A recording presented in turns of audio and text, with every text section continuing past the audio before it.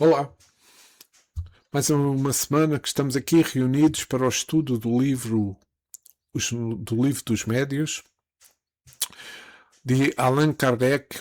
Hoje vamos estudar o episódio 21. Estamos no capítulo 6, Manifestações Visuais, ensaio técnico sobre as aparições, e hoje vamos estudar o item de 101 ao item 107. Senão antes, pedir ao mentor deste trabalho, aos espíritos amigos que nos rodeiam e a Jesus, que nos seja concedido paz, discernimento neste estudo, para maior compreensão de todos aqueles que vão assistir. Obrigado, que assim seja.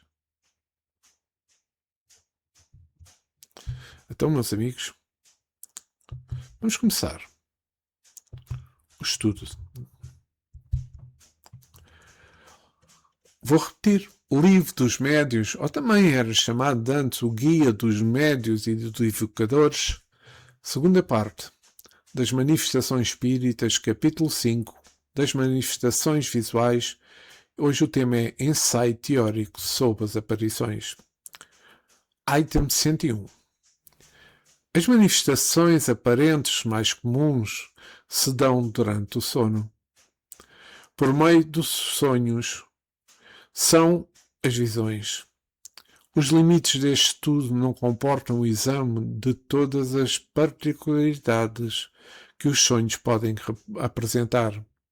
Resumiremos tudo, dizendo que eles podem ser uma visão atual das coisas presentes ou ausentes, uma visão retrospectiva do passado e, em alguns casos excepcionais, um pressentimento do futuro. Repito aquilo que Allan Kardec escreveu: pressentimento do futuro. Também muitas vezes são quadros alegóricos que os espíritos nos põem sob as vistas para dar-nos úteis avisos e salutares conselhos. Se trata de espíritos bons, para induzir-nos em erro e nos lisonjear as paixões. Se são espíritos imperfeitos, os que nulo apresentam, vou repetir a frase, para induzir-nos em erro e nos lisonjear as paixões, se são espíritos imperfeitos os que nos apresentam. Temos de ter cuidado com isto. A teoria que segue aplica-se aos sonhos, como a todos os outros casos de aparições. Pode-se isto mais esclarecido para todos vós, que quiserem, o Livro dos Espíritos, nas questões, a partir da questão 400, podem ler sobre este e tomar outros conhecimentos bases sobre a questão das aparições. Temos para nós que faríamos uma injúria aos nossos leitores se nos propuséssemos a demonstrar o que há de absurdo e ridículo no que vulgarmente, peço imensa desculpa, se chama a interpretação dos sonhos. Item 102. As aparições propriamente ditas se dão quando o vidente se acha em estado de vigília e no gozo da plena e inteira liberdade das suas faculdades. Apresentam-se em geral sob uma forma vaporosa e diáfana, às vezes vaga e imprecisa. A princípio é quase sempre uma claridade esbranquiçada, cujos contornos pouco a pouco se vão desenhando. De outras vezes, as formas se mostram nitidamente acentuadas, distinguindo-se os menores traços da fisionomia, a ponto de se tornar possível fazer da aparição uma descrição completa. Os demandes, o aspecto, são semelhantes ao que o espírito tinha quando vivo. Podemos tomar todas as aparências.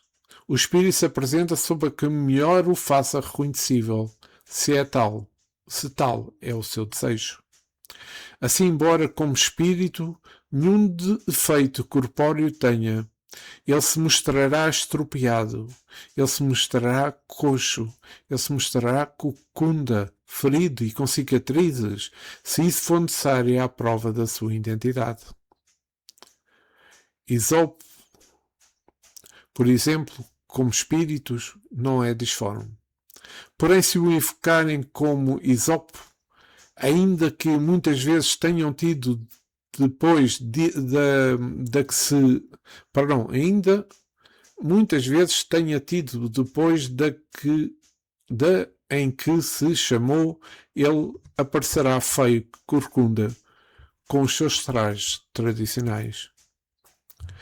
Coisa interessante é que, salvo em que circunstâncias especiais, as partes menos acentuadas são os membros inferiores, enquanto a cabeça, o tronco, os braços e as mãos são sempre claramente desenhados. Daí vem que quase nunca são vistos a andar, mas a deslizar como sobras. Quanto às vestes, compõem-se ordinariamente de um amontoado de pano, terminando em longo pregado flutuante. Como a cabeleira ondulante e graciosa se apresentam os espíritos que nada conservam das coisas terrenas. Os espíritos vulgares, porém, os que aqui conhecemos, aparecem com os trajes que usavam no último período da sua existência. Então, um pouco.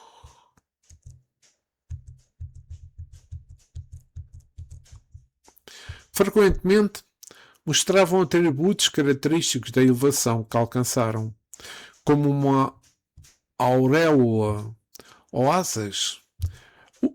Os que pediam, os que possam ter tido por anjos, ao passo que os outros trazem os sinais indicativos das suas preocupações terrenas.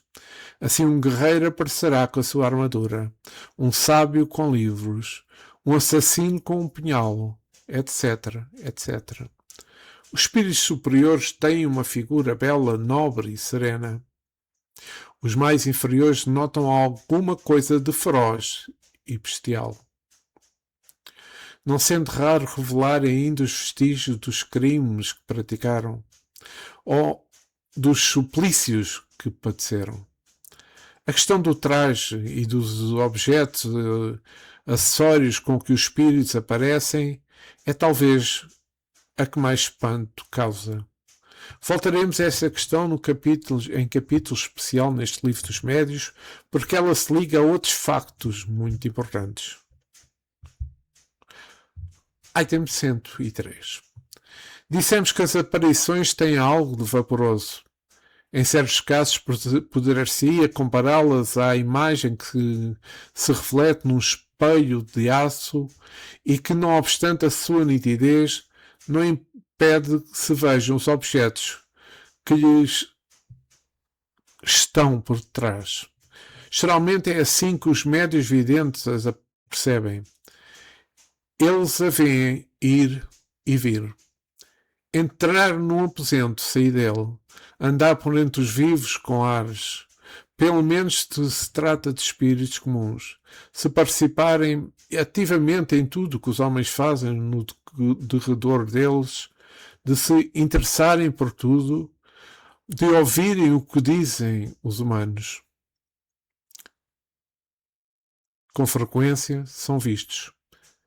A se aproximar de uma pessoa, a lhes insuflar ideias, a influenciá-la, a consolá-la, se pertence à categoria dos bons, claro, a escarnecê-la se são malignos, a se mostrar tristeza ou satisfeitos com os resultados que lograram.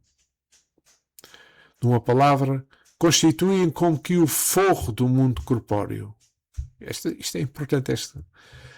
Tal é esse mundo oculto que nos cerca, dentro dos quais vivemos sem percebermos, como vivemos também sem darmos por isso, em meio de miríades de seres do mundo microscópico.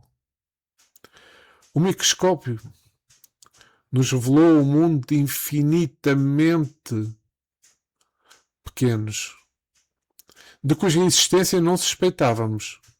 O espiritismo, com o auxílio dos médios videntes, nos revelou um mundo dos espíritos, que por seu lado também constitui uma das forças ativas da natureza. Com o concurso dos médios videntes, possível foi estudar para nós o mundo invisível. Conhecer os costumes, como um povo de cegos poderia estudar o mundo visível, com auxílio de alguns homens que gozassem da faculdade de ver. Veja-se ainda no capítulo referente a médios, o parágrafo que se trata dos médios videntes. Item 104. O espírito que quer ou pode fazer-se visível reveste às vezes a forma ainda mais precisa com as suas aparências de um corpo sólido, ao ponto de causar completa ilusão e dar a crer aos que observam a aparição que têm diante de si um ser corpóreo. Em alguns casos, finalmente, e sob o império de certas circunstâncias, a tangibilidade se pode tornar real. Isto é, possível nos torna ao observador tocar, palpar, sentir na aparição a mesma resistência, o mesmo calor que no corpo vivo. O que não impede que a tangibilidade se desvaneça com a rapidez de um relâmpago. Nestes casos, já não é somente com o olhar que se nota a presença do espírito, mas também através do sentido tátil. Peço imensa desculpa. Dado que se possa atribuir à ilusão ou uma espécie de fascinação à aparição simplesmente visual, o mesmo já não ocorre quando se consegue segurar, palpá-la, quando ela própria segura o observador e o abraça, circunstâncias em que nenhuma dúvida mais é lícita. Os factos de aparições tangíveis são os mais raros. Os que se têm dado, porém, nestes últimos tempos, pela influência de alguns médios de grande poder, entre os quais menciona Kardec, Mr. Home,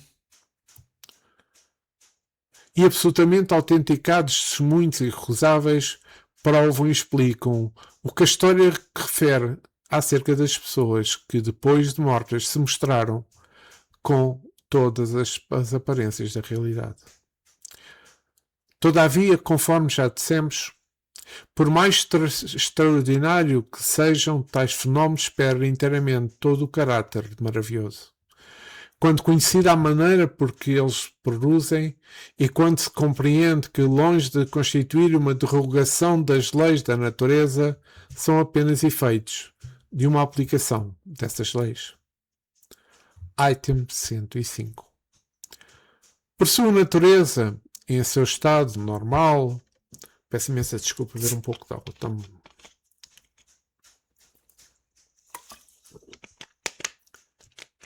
Repito.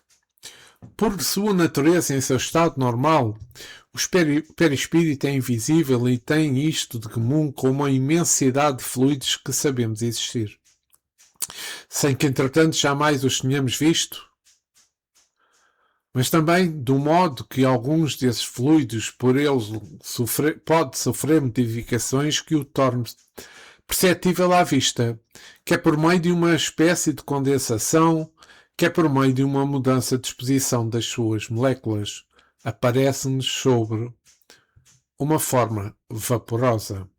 A condensação, preciso é que não se torne esta palavra, na sua significação literal, empregamo-la apenas por falta de outra e a título de comparação.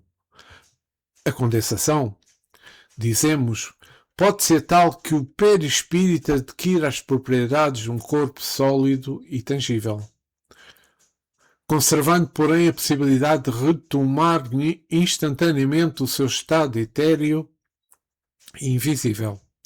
Podemos apreender esse efeito atentando no vapor que passa do de indivisível ao estado brumoso. Não, me enganei. Podemos apreender esse efeito atentando no vapor que passa de invisibilidade ao estado brumoso, assim é que está correto. Depois, ao estado líquido. Em seguida, ao sólido e vice-versa. Esses diferentes estados do perispírito resultam da vontade do espírito e não de uma causa física exterior, como se dá com os nossos gases. Quando o espírito nos aparece, é que pôs o seu perispírito no estado próprio a torná-lo visível. Mas para isso não basta a sua vontade. Porquanto a modificação dos perispíritos opera mediante a sua combinação com o fluido pelicular do médio. Ao médio também.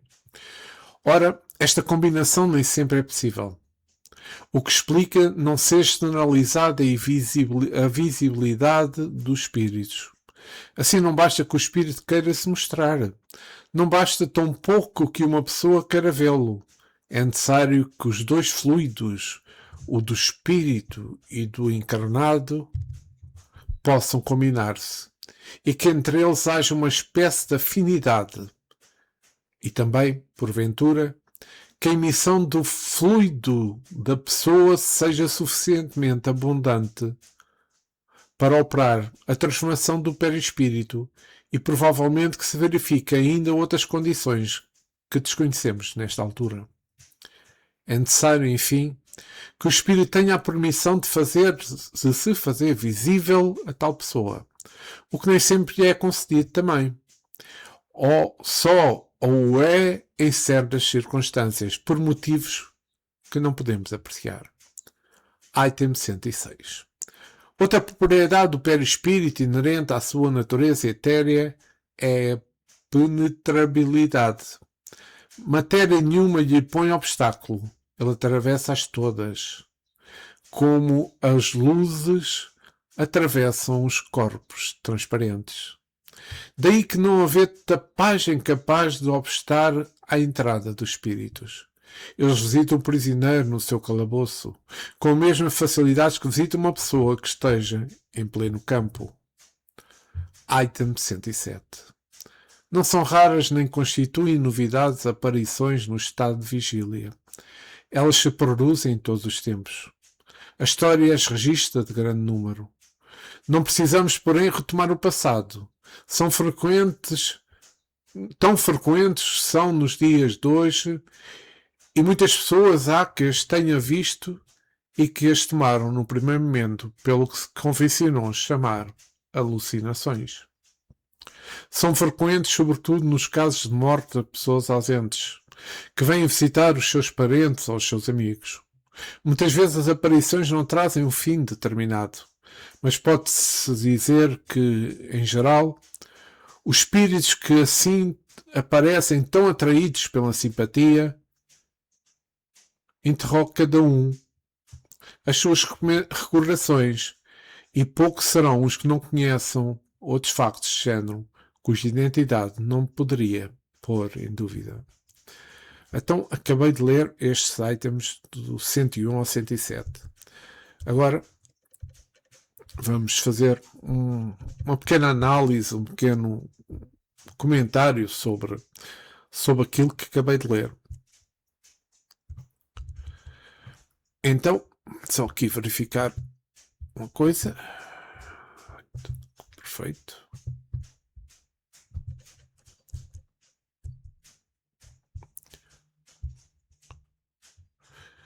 Nestes itens que acabei de ler, posso destacar o seguinte neste desenvolvimento de ensaios teóricos sobre as aparições. Primeiro, as aparições representam, de outra forma, as aparições apresentam, geralmente sob uma forma vaporosa ou diáfana, sendo às vezes também vaga e imprecisa. O espírito, podendo tomar todas as aparências, apresenta-se sob o que melhor o faça ser reconhecido. Os espíritos superiores, isso como nós já sabemos, têm uma figura bela, uma figura serena, uma figura amiga, enquanto os inferiores realçam ao de feroz, de animal, por vezes com vestígios da sua inferioridade, como crimes tenham cometidos, ou da sua aparência nas zonas umbralinas que ainda possam estar. O Espiritismo auxilia. O Espiritismo, com a ajuda dos médiuns videntes, revelou-nos o mundo dos espíritos como uma força ativa da natureza. Na Revista Espírita, no terceiro ano de fevereiro de 1860, eu gostaria de ler uma parte sobre os espíritos glóbulos. Então, nesta revista está escrito: a vontade de ver os espíritos é coisa muito natural. E conhecemos poucas pessoas que não desejariam fruir dessa faculdade. Infelizmente, é uma das mais raras. Sobretudo quando permanente. As aparições espontâneas são bastante frequentes, mas também são acidentais e quase sempre motivadas por uma circunstância toda individual, baseada nas relações que podem ter tido entre o vidente e o espírito que lhe aparece. Uma coisa é ver fortuitamente um espírito, ou até vê-lo habitualmente, e nas condições normais, ordinárias. Ora, é aí que está o que constitui, a bem dizer, a faculdade dos médiuns videntes. Ela resulta de uma aptidão especial cuja causa ainda é desconhecida e que pode desenvolver-se, mas que em vão seria provocada se não existisse a predisposição natural. É necessário, pois, que nos acautelemos contra as ilusões que podem nascer do desejo de possuí-la e que deram lugar a estranhos sistemas.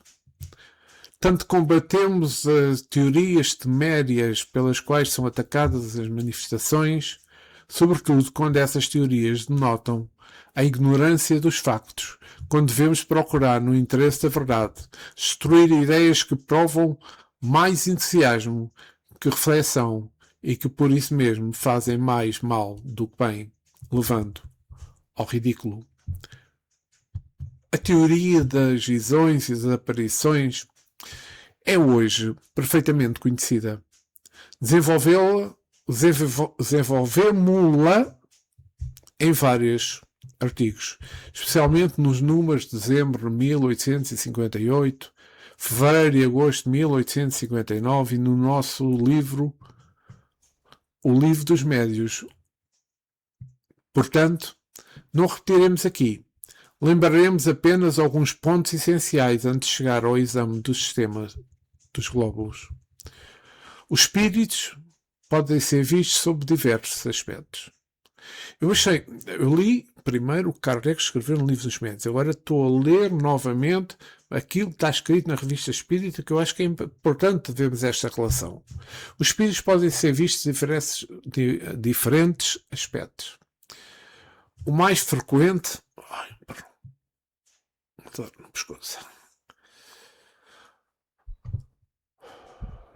O mais frequente é a forma humana. Sua aparição geralmente ocorre sob uma forma vaporosa e diáfana, às vezes vaga e imprecisa. Este mantém-se aquilo que Kardec mencionou e que está aqui resumido também nesta leitura que eu estou a fazer da Revista Espírita. Vou passar aqui outra parte que eu acho importante. Quando os espíritos se revestem de forma humana, não poderemos nos enganar. Já o mesmo não acontece quando tomam outras aparências. Perdão. Não falaremos de certas imagens terrestres, refletidas pela atmosfera, os que alimentam a superstição de pessoas ignorantes, mas de alguns outros efeitos pelos quais até os homens esclarecidos puderam enganar-se. É isso, sobretudo, que nos devemos pôr à guarda contra a ilusão, para não nos expormos a tomar por espíritos fenómenos puramente físicos. Isto é importante porque para nós não nos deixarmos enganar, não deixarmos ter ilusões por algo. que pode ser benéfico, mas também pode ser prejudicial. No estudo que eu falei deste... Perdão, vá um pouco... No estudo destes items que eu li agora, que eu li há pouco, aliás,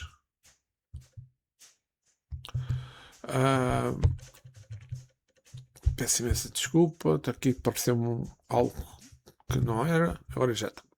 Nos estudos que destes items é feita a distinção entre as chamadas visões que ocorrem durante o sono, pelos sonhos e as aparições propriamente ditas, as quais ocorrem no estado de vigília, como Allan Kardec mencionou, em pleno gozo e completa liberdade de faculdade da pessoa, QG. As aparições, como está escrito, Kardec, apresentam-se geralmente de uma forma vaporosa ou cristalina, algumas vezes vaga, algumas vezes também indecisa. Formam-se a partir de um clarão. Estão a ver um clarão, mas de uma forma esbranquiçada. E cujos contornos vão-se desenhando aos poucos. Ou seja, primeiro aparece um clarão claro, um clarão branco, e depois a forma do espírito vai-se ao pouco se desenhando, vai-se ao pouco se constituindo. De outra vez são claramente acentuadas, distinguindo-se os menores traços do rosto. As maneiras, o aspecto é semelhante às do espírito quando esteve encarnado. Quanto à aparência, o espírito se apresenta com aquela que possa a melhor forma que ele possa ser identificado. Muitas vezes é para aquilo que ele foi na reencarnação, na encarnação anterior. Muitas vezes é assim.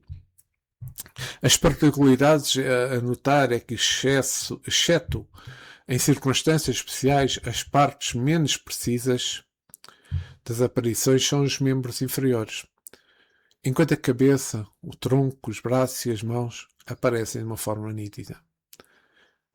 É interessante isto. Como Kardec mencionou, que eu li nestes items, é como a parte de baixo, quando eles aparecem, nota-se pregas flutuantes. Ou seja, nós não vemos os membros inferiores. É interessante isto.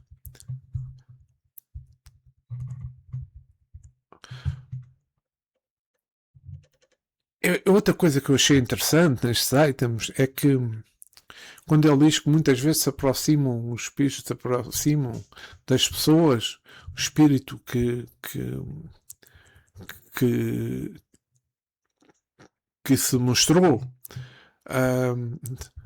muitas vezes se aproxima das pessoas para, como ele disse, superar ideias, influenciá-la, enquanto os espíritos bons, quando são maus, mostram-se tristes ou contentes com o que tiveram, ou contentes com aquilo que não, descontentes para aquilo que não obtiveram.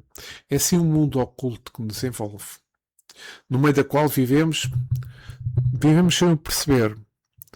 Ainda bem, porque vejam que eu estou aqui a fazer a gravação deste episódio 21 do Livro dos Médios. Se eu visse espíritos, podia ver, se calhar estou rodeado deles. E outra coisa que foi tão importante que Kardec nos disse foi que os espíritos da verdade nos disseram é que eles influenciam muito mais do que aquilo que a gente pensa na nossa vida. A nossa vida terrestre.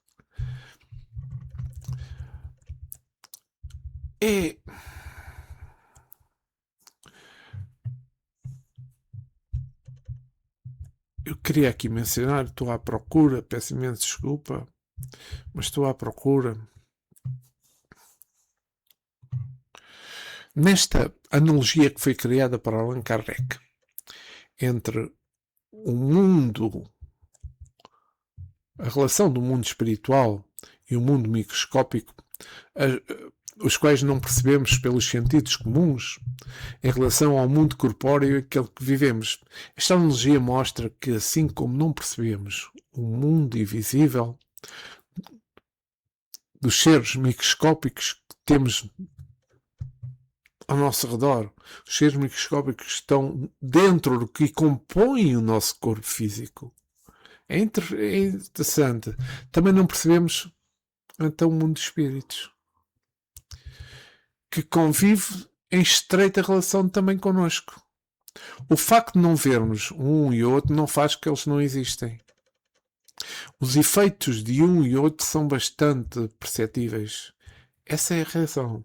Mesmo quando as nossas faculdades, mesmo por as nossas faculdades menos sensíveis, basta então prestarmos maior atenção. Então basta a vontade do espírito para modificar o seu perispírito e proceder então à aparição. Pois a vontade é requisito primordial, mas a acrescentar a ela existem muitos outros fatores, como a condição evolutiva do espírito, os motivos, a necessidade dialógica, a permissão para poder fazer. Porque isto não é dizer eu quero ver aquele espírito ou aquele espírito quer se tornar visível para mim. Não. Tem condição evolutiva. Os motivos são motivos que permitem que isso aconteça. Há necessidade que isso aconteça. Tudo isso tem permissão. E nós já estamos nos outros estudos que fiz, e também já falei aqui no estudo do Livro dos Médiuns, que o plano espiritual tem uma hierarquia. Isto não é chegar um espírito qualquer, desencarna hoje, daqui a um mês já está a aparecer. Não. Não. Será que ele tem condições para poder fazer isso? Será que ele vem fazer isso com o intuito de ajudar quem tanto precisa? Será que ele vem fazer isso com o intuito de prejudicar aqueles que ele acha que o prejudicaram? Tudo tem a sua lógica. Nós não sabemos. O que são considerados, então, vamos lá ver, até há bocado, quando eu falei dos espíritos glóbulos e matizes da irização, em todos os efeitos, e podem ser descartados como aparições de espíritos devido a serem efeitos naturais. Como as aparições de espíritos devido a serem efeitos naturais. Ou seja, causados por fenómenos ambientais do próprio ambiente do nosso planeta, acrescentando o efeito do nosso corpo físico, os quais nada têm a ver com a aparição de espíritos. Repito, nada tem a ver com a aparição de espíritos. E, do mesmo modo que combatemos as venturosas teorias com que se atacam as manifestações, quando essas teorias assentam, sobretudo na ignorância dos factos, também devemos procurar anular ou destruir as ideias falsas, que indicam mais entusiasmo do que reflexão. Por vezes é aquela coisa, estou em ansiedade, eu quero ver aquele espírito, eu quero ver o meu pai, eu quero ver a minha mãe, eu quero ver o meu tio, eu quero ver o meu avô que já desencarnaram há muitos anos, eu quero ver. Por vezes o entusiasmo é tanto e é maior do que a própria reflexão que temos de ter. E por isso mesmo, mais dano do que bem causa isso. Em relação àqueles que são incrédulos, àqueles que não acreditam em nada, já de si estão dispostos a procurar o lado ridículo. Nestes itens levam-me a dizer o conhecimento, o estudo, é fundamental para nós percebermos. Para nós percebermos o que é as aparições, para nós percebermos o que são as ilusões, para nós percebermos quando encararmos uma aparição que devemos fazer, para nós não cairmos em ilusões sem sentido. Eu acho que o livro dos médios tem uma profundidade tremenda. Todos atualmente falam do o kardecismo está ultrapassado. Não, não, meus amigos. O kardecismo não está ultrapassado. O kardecismo é a base do espiritismo. A partir daí, as ideias expandiram-se. Nós tivemos maior capacidade para recepcionar as ideias que os espíritos nos traziam. Nós tivemos maior abertura, porque já temos uma evolução espiritual superior àquela que tínhamos em 1800. E graças a Deus que isso acontece. E então podemos observar de outra forma, mas com base nos conhecimentos que Kardec e todos os outros espíritos nos trouxeram por seguinte. Recordam-se que Kardec sempre disse que se a ciência mostrar factos diferentes do espiritismo, o espiritismo segue a ciência, que é a mesma coisa. Quem quer, quem pretende ser espírita tem que conhecer as bases do espiritismo. Se não, meus amigos, eu estou a fazer também o estudo do livro Os Missionários da Luz. Quem não conhecer o espiritismo, aquilo é uma grande confusão para eles. Por vezes pelas palavras que utilizamos, por vezes pela forma como vamos buscar comparações com o que Kardec e outros espíritos nos trouxeram. Mas sem bases, acho que é algo que até torna-se prejudicial para as pessoas estarem a ler certos livros, tentar interpretar certos livros se não tiver as bases necessárias. Bem, meus amigos, por hoje ficamos assim. Hoje ficamos pelo episódio 21. Peço imensa desculpa, mas isto...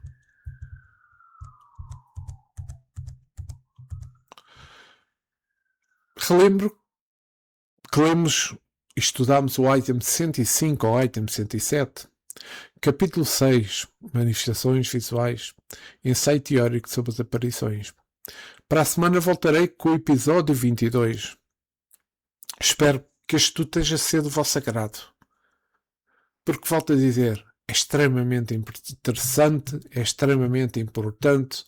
Se nós queremos fazer uma leitura mais técnica, se queremos fazer uma leitura mais alargada do Espiritismo, temos conhecimento da base do Espiritismo, temos conhecimento das obras de Allan Kardec, temos estudo delas. Bem, voltarei para a semana com o episódio 22, mas antes quero agradecer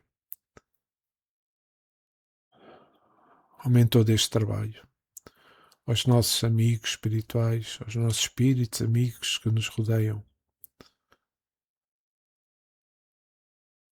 ao nosso Mestre Jesus, nosso irmão maior, nosso guia espiritual,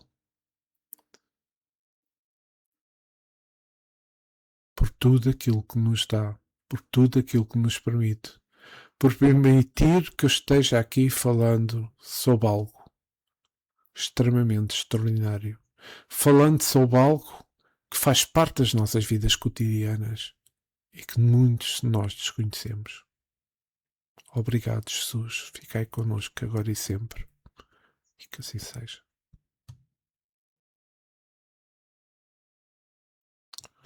Obrigado por ter estado comigo. Ter estado comigo neste estudo. Tenham uma ótima semana. Muita paz, muito amor para todos vós. E que assim seja.